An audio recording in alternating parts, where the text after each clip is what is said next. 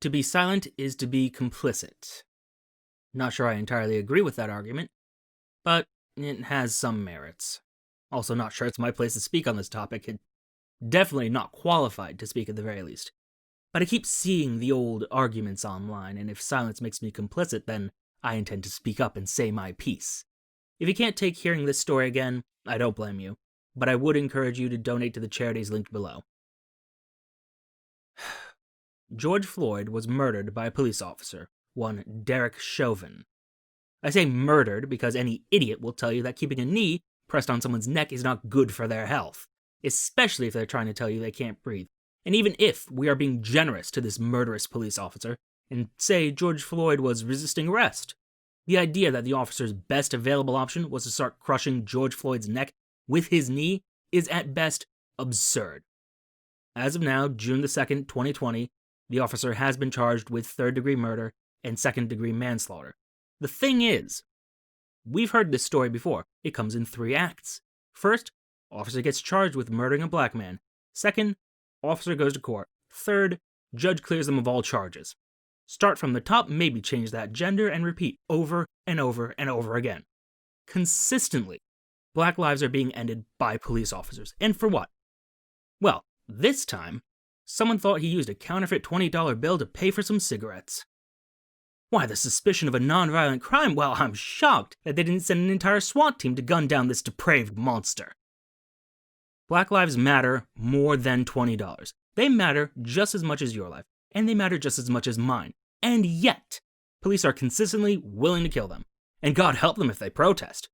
The armed white people occupying the legislature, protesting quarantine, why, those are just some good old boys asserting their right to free assembly. No complaints there. But black people?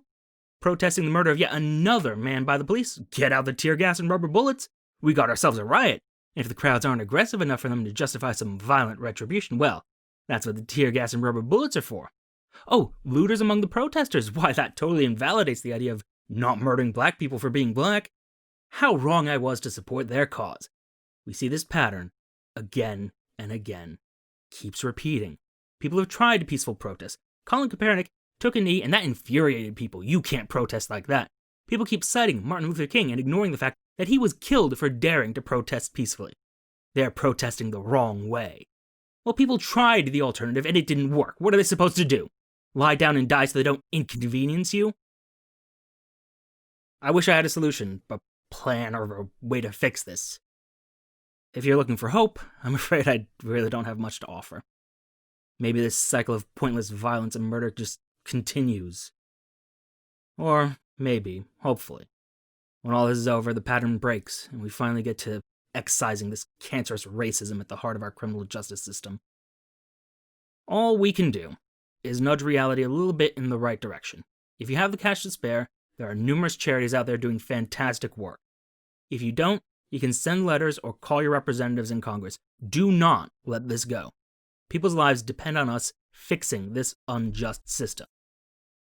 For my part, I donated $50 each to the Marshall Project and NAACP empowerment funds, and filled out Amnesty International's letter to Minnesota's governor. If even one of you does the same, this will have been worth it. This is a massive, generations-old blight upon America. It's not going away overnight, but we can at least help the people working to bring George Floyd's murderer to justice, and break this awful, disgusting pattern.